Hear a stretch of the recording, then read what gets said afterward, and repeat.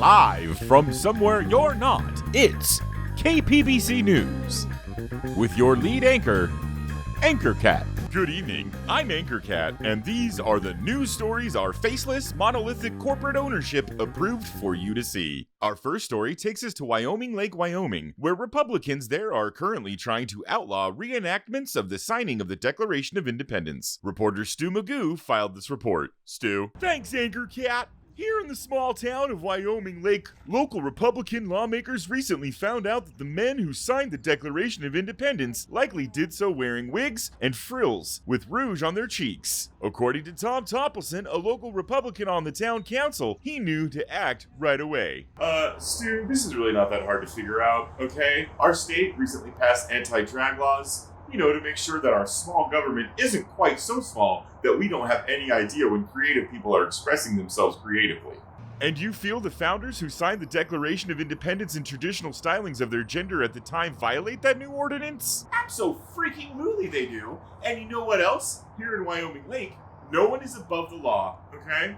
Except maybe former presidents who convinced a mob of their followers to turn violent and storm the Capitol, and the people who did the Capitol storming, but that is it!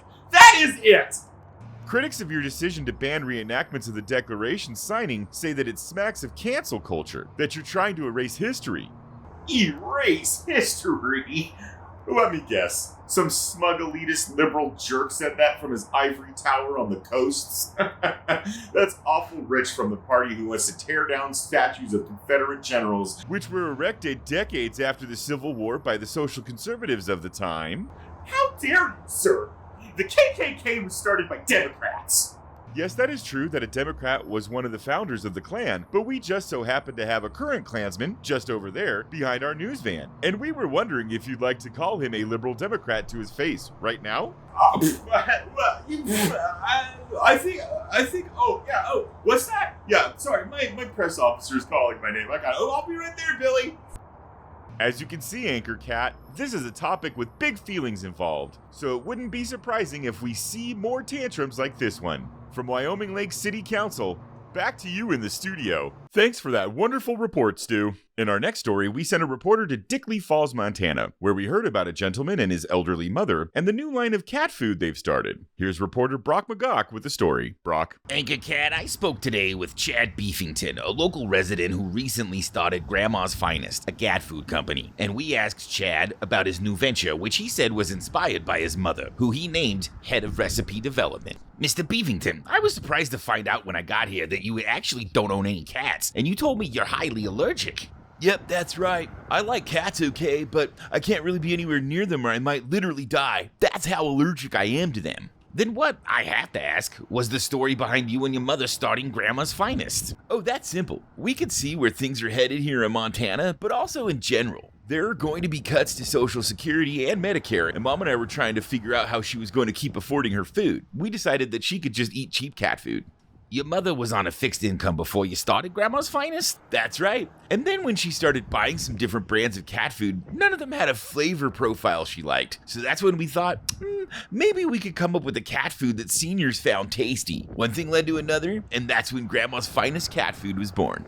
Mr. Beefington told me that when Grandma's Finest hits area shelves later this year, they'll have 3 flavors, and he even said alleged Speaker of the House Kevin McCarthy has reached out with possible federal subsidies to help Grandma's Finest reach all the states in the Bible Belt. We'll keep viewers up to date on how Beefington and his mother do in the free market. Back to you, Anchor Cat. Great reporting as always, Brock. We'll be right back after this word from our sponsors. Because I know being credibly accused of rape in a court of law does not disqualify you from being president again. I vote Republican.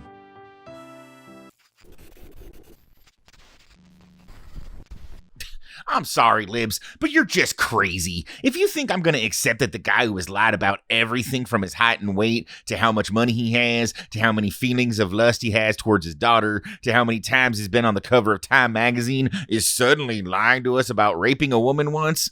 You're nuts. Just because he got caught lying about paying a porn star to bone him and not tell anyone, and just because he's gotten caught in all those thousands of other lies while he was in office, that don't mean he's lying about this one thing, and you cannot convince me otherwise. Okay, sir, but you still have to put your PIN number in for the transaction to go through.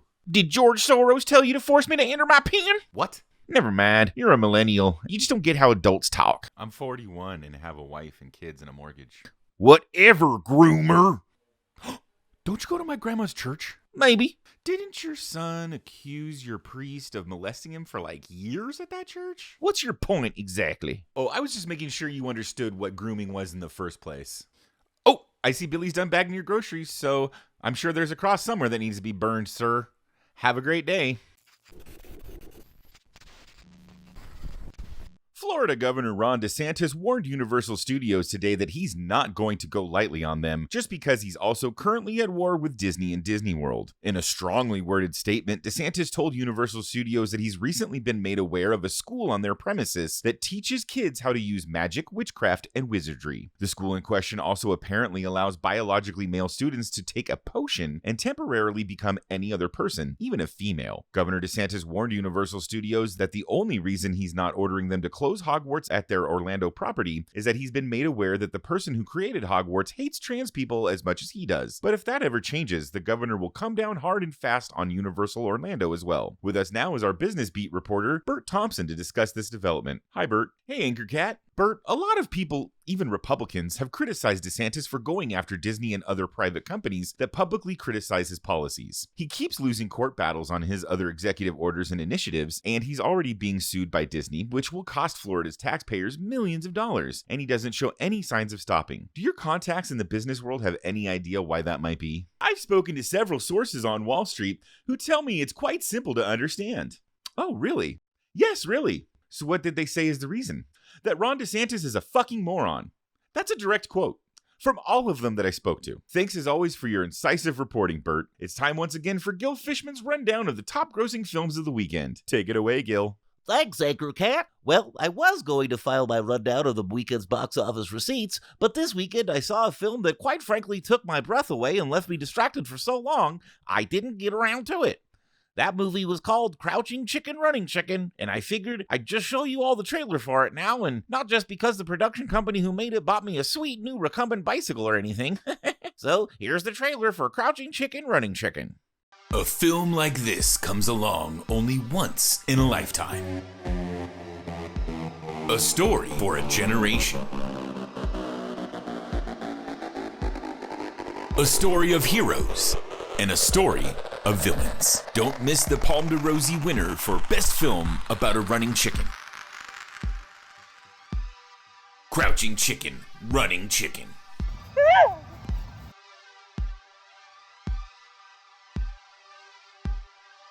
Thanks for trying, Gil. You'll get him next time. And we'll be right back after this message from our sponsors.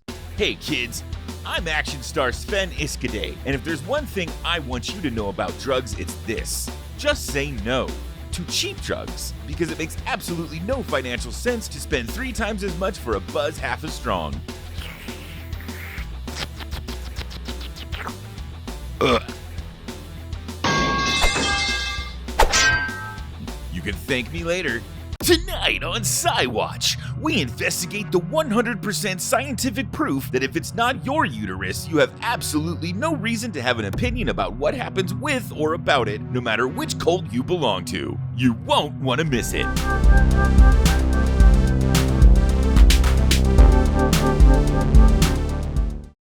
The town of Bacon Falls, Mississippi isn't that large, but it's a microcosm of the nation in many ways, such as the fact that the issue of drag, wearing clothes some associate outside of one's own gender, becoming a topic of hot debate among the locals. And one new small business owner is really turning up the heat on some of the native Bacon Fallsians who might not be quite so ready to live in the 20th, much less the 21st century. Field reporter Trent Trotter is live on the scene in Bacon Falls to give us the latest. Trent. Thanks, Anchor Cat. Here in Bacon Falls, there's a new bookstore that promises to sell only books the owner considers to be, quote, family-friendly, unquote, which means they won't have any scenes or passages concerning rape, incest, genocide, slavery, violent war, or sexual relationships between people of inappropriate age gaps. We asked Look-See's Booksees co-owner Scott Minute about why some of his town, including his local megachurch pastor and white nationalist paramilitary domestic terrorism cell leader, is so hopping mad at him about. So, why is everyone so in a huff over your decision to carry books that are free from any scenes or passages concerning rape, incest, genocide, slavery, violent war, or sexual relationships between people of inappropriate age gaps. I honestly don't know. You'd think that evangelical, socially conservative Christians would love a bookstore that makes sure its inventory is free from content like that, but... right? Right? Right, except when the evangelical Christians in my town found out that meant that Bibles weren't sold there, they did not like that at all. Hey! Hey, buddy! Hey! I said, hey, buddy! What, dude? I'm pinching a loaf. Aren't you pinching a loaf? Not yet, dude. Why did you say it like that? Say what like what? Dude, you said dude weird. Did I? I didn't notice. Anyway, I was trying to ask you something anyway. Like, even though I'm pinching a loaf right now? Why aren't you pinching a loaf right now, dude? How am I supposed to go poop in a public bathroom without knowing what your genitals look like, though? That's why you said dude weird, huh? Yeah, of course. Why? You know, because the sexual assault and whatnot. How am I going to sexually assault you while I am pinching a loaf, man? Why aren't you just pinching a loaf too? What else did you come in here to do besides just pinch a loaf? Are you sure you're just not a weensy bit obsessed with other people's genitals? Just like a teeny tiny little whole lot of your entire existence, maybe? Like, just, you know, on an all-consuming, all-encompassing level kind of thing. You done pooping? Yeah, I think, yeah, I'm done. I'm done pooping.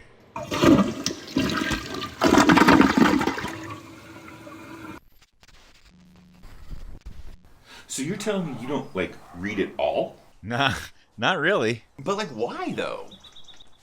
I don't know. It just was never something I cared too much about.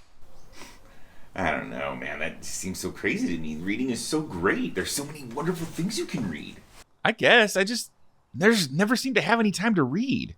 You have to make time to read them. It's just not my thing, really, if I'm being honest. I don't know. I don't get it, truly. Now, though, I'm thinking about it a lot more.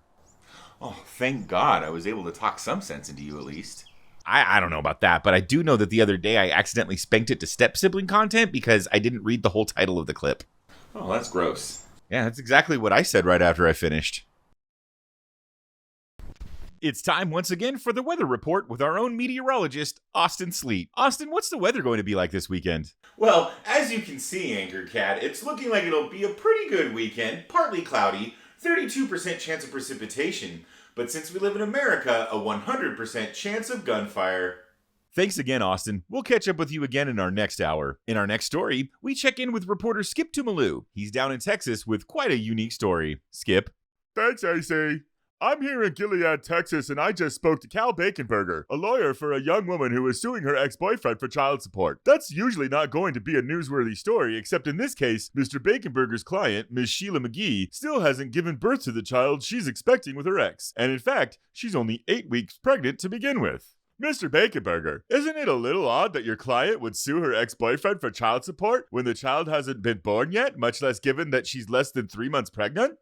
Of course it's weird. Then again, I think it's weird that this state would throw a woman in jail over terminating a pregnancy when the fetus in question can't survive outside the womb, but here we are, face to face. A couple of silver spoons. What? Oh, never mind.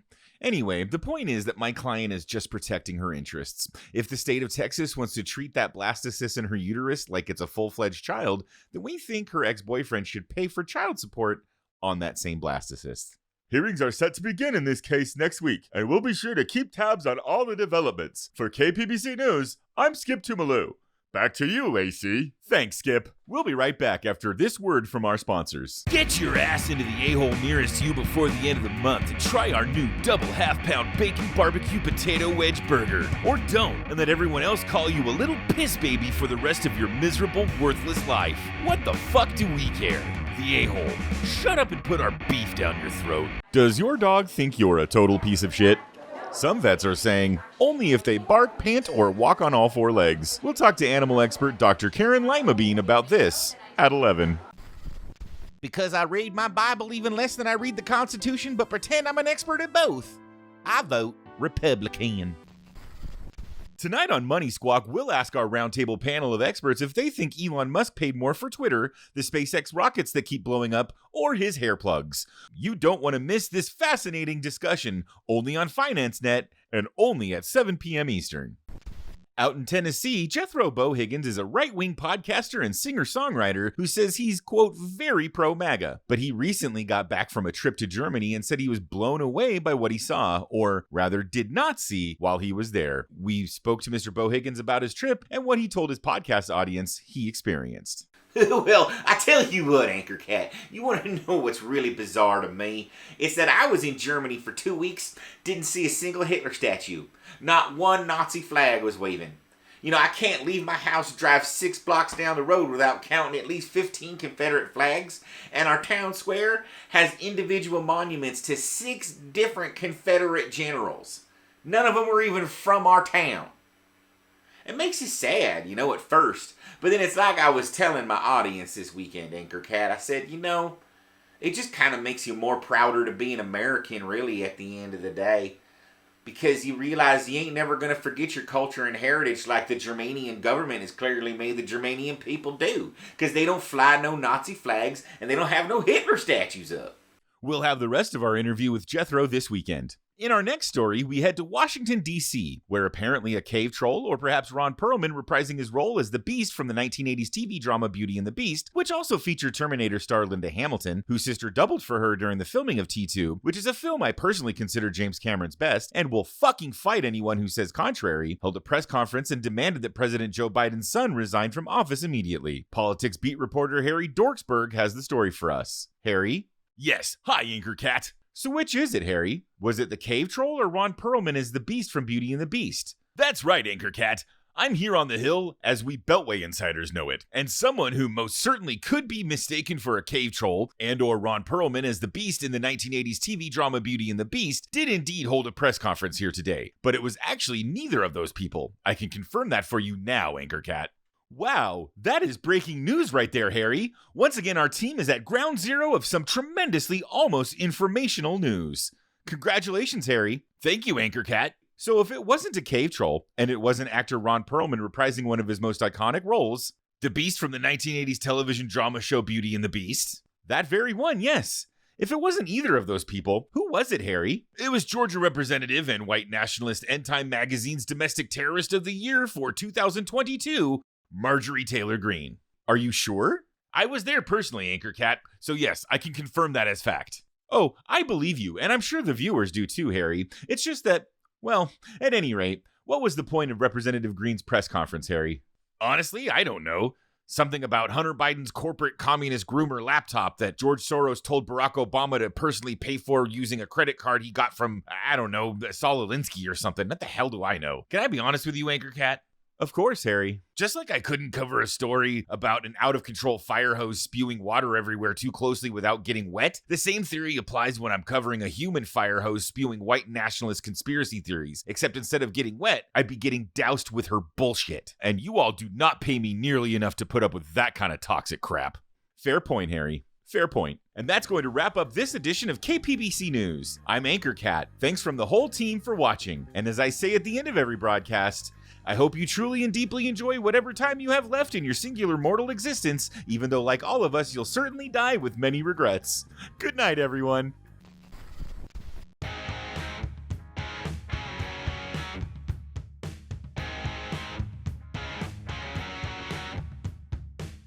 I don't gotta belabor the point or nothing. I'm sure you all get what I'm saying, but let me just put it to you this way in case you don't. You could find a penny, a dime, 2 quarters, $100, or even a stack of boxes full of discarded penis pills. We all know I'm the only guy who's probably gonna be able to make sure if it's the last one, you're gonna get a lot more than a Benjamin out of the deal, okay?